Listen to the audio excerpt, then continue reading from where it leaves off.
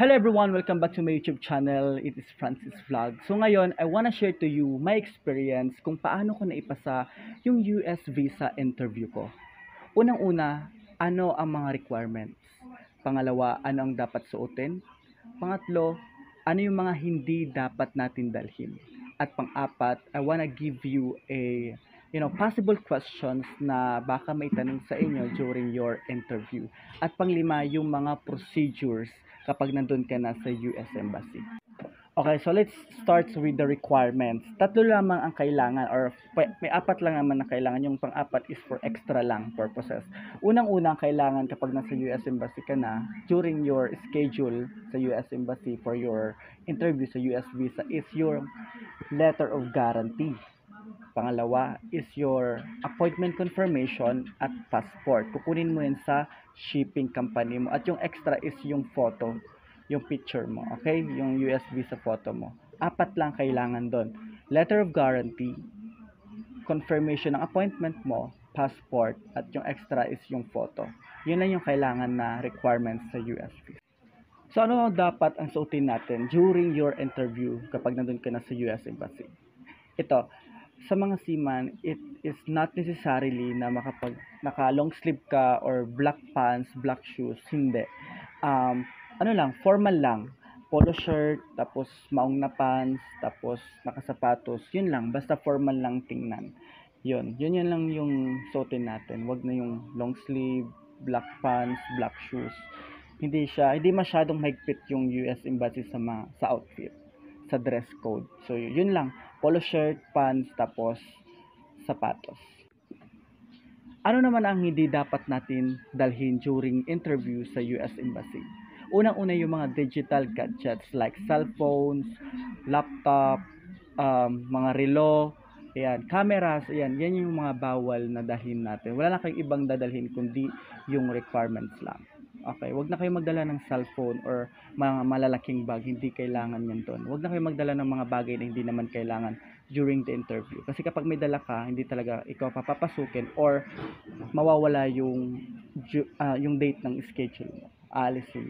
Okay? So, kung iiwan ka sa labas, may bayad. So, napakamahal. 100 ang bayad nila doon. Merong mga iiwanan ko may bayad 100. Sa loob, walang locker. So, yun lang. Bawal yung mga digital gadgets. So, ano mang mga bagay na hindi related sa interview mo sa US Embassy.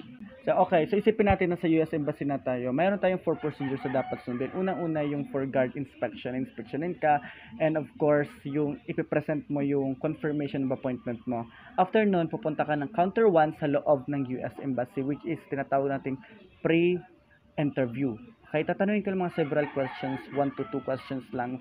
Based on my experience, natanong ako about kung saan ako mag-join. Ayan, yun yung parang practice siya para sa final interview. Pero of course, dapat ready ka. Okay, kung may mali ka doon, i-correct nila. Okay?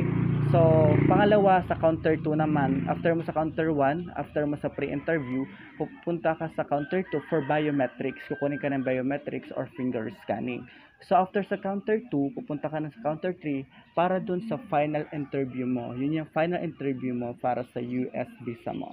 Okay, based on my experience, guys, huwag kayong kabahan. Only 1 to 2 questions lang. Pero sa akin, isang questions lang na itanong kung yun yung how long have you been as a seafarer. Pero ito guys, bibigay ko sa inyo mga possible questions na maibigay sa inyo. Okay? So una-una, what is your position on the ship? What are your duties while on the ship? When was your last sign off? What's your course of study? How long have you been as a seafarer? What is your land-based experience, even if not relevant to your current position? Okay, so do you have relatives in US visa? I mean US. Do you have relatives in the US? Do you have prior visa refusal? What kind of vessel that you will embark? Yun yung mga possible questions na dapat i-prepare at dapat alam natin. Dapat yung question tsaka yung tanong mo, dapat hindi mag-conflict doon sa records nila. Doon sa tawag na sa guarantee na ibinigay nyo sa US Embassy. So, yung importante lang hindi mag-conflict, tama yung information, tapos sabihin mo lang kung anong totoo, mag-approve na agad yan. Mabilis lang naman yung procedures, mabilis na mag-approve. Kaya napakadali lang para sa mga seafarers yung mga questions kasi abot lang sa barko yung mga tinatanong nila. Okay. So yun lang, napakadali lang, napakabilis lang ng procedure sa US Embassy. Kaya good luck for your interview and approved na yan.